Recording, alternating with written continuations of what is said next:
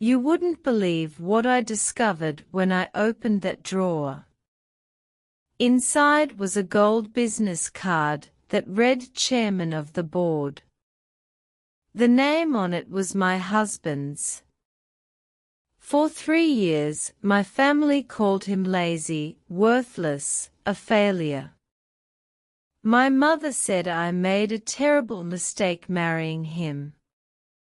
My brother laughed at every family dinner. But I just found the secret he was hiding. And tonight, at our anniversary party in a penthouse high above the city, everyone will learn the truth. Who is the man I really married? I was about to find out, and my world would never be the same. My name is Amara. 3 years ago, I married Daniel. He was quiet and kind. He wore simple clothes and drove an old car. He said he worked from home, doing small computer jobs. My family hated him from the first day.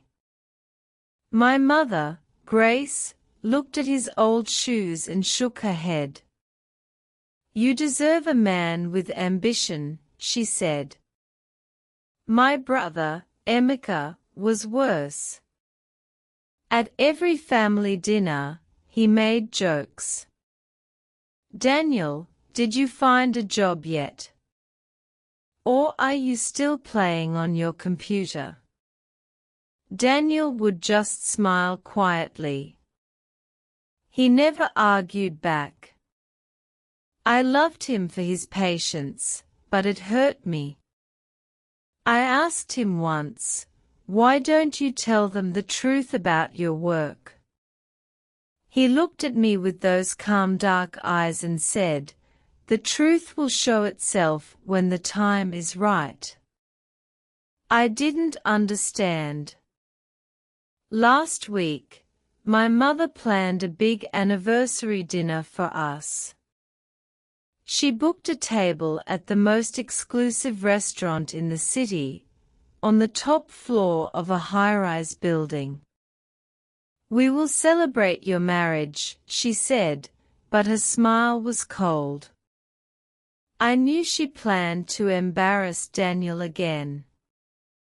Emeka had a new girlfriend, a rich woman named Kioma. He wanted to show her how much better he was. I was nervous. I wanted to protect Daniel. But that morning, I found something strange. I was looking for an old photo in Daniel's desk drawer. My fingers touched a velvet box. Inside was the gold card. Chairman. I felt my heart stop. I looked at the company name.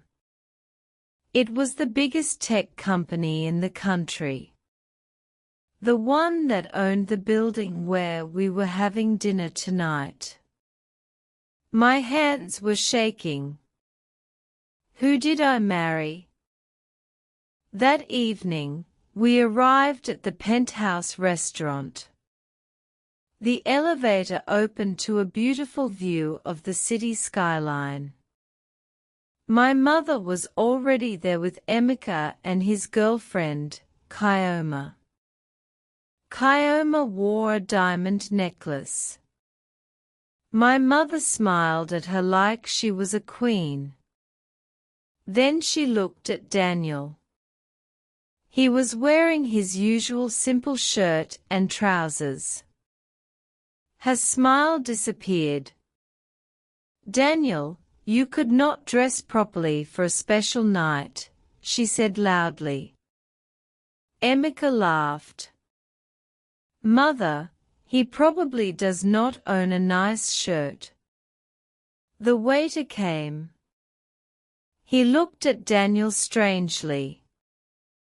I thought he was judging him too. My heart was breaking. Daniel sat quietly, holding my hand under the table. He squeezed it gently. The food came. It was very expensive. Emeka ordered the most costly wine.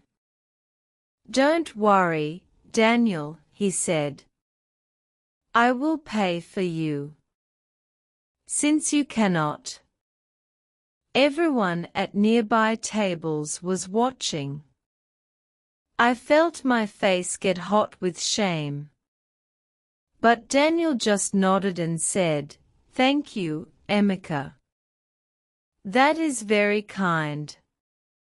His voice was calm. Too calm. Then my mother made her worst move. She stood up and raised her glass. "I want to make a toast," she announced. "To Amara, who married for love and not for sense. I hope one day she learns from her mistake." The words hit me like a punch. I wanted to cry. But then, the elevator doors opened again.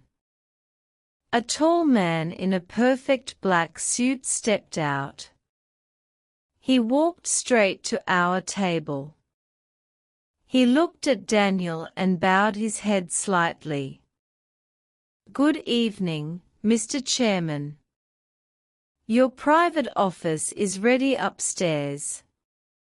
The table went silent. My mother's glass slipped from her hand. The man in the black suit was Daniel's personal secretary. His name was Victor. He stood straight and spoke clearly. "Mr. Chairman, the board meeting is tomorrow at 9. Also, the helicopter is ready to take you to the airport after dinner." My mother could not speak. Emeka's face turned white. Kioma looked confused. "Chairman," Emeka whispered. "Of what?" Victor looked at him like he was a small child. "Of Nexitech Global. The company that owns this building. And the one you work for, sir." I saw Emeka's jaw drop. He worked as a manager at Nexitech. His boss's boss's boss was my husband. Daniel stood up slowly. He looked at my family with no anger, only sadness. "I never wanted this moment," he said quietly. "I wanted you to accept me for who I am inside, not for my money. But you never gave me a chance." My mother was shaking. Why did you hide this?" she asked. Daniel looked at me. "Because I wanted to know if Amara loved me, the real me. Not the money." I felt tears on my cheeks. He turned to my family. "For 3 years, you humiliated me. You made my wife feel shame for choosing me. Tonight, you see the truth." He reached into his pocket and pulled out a small velvet box. He opened it. Inside was a diamond ring, bigger than anything I had ever seen. "Amara," he said, "will you marry me again?" This time, in front of everyone, with no lies. I could not breathe. The entire restaurant was watching. My family was frozen. I looked at the ring, then at his kind eyes. The eyes that never changed, even when they were laughing at him. I said yes. The whole restaurant clapped. My mother was crying, but now they were tears of regret. Emeka could not look at Daniel.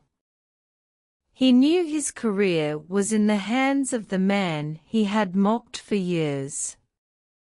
Daniel helped my mother sit down. He spoke to her gently. I forgive you, he said. But please, never make Amara feel small again. She nodded, unable to speak. That night, Daniel took me to the rooftop terrace. The city was glittering below us. He held my hand and said, I hid my wealth to protect my heart. But I should have trusted you sooner. I learned something important that night. True love is not about money or status. It is about seeing a person's real heart.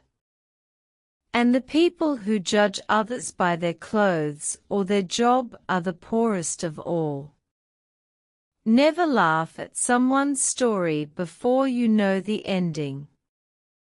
The quiet person beside you might be the most powerful one in the room.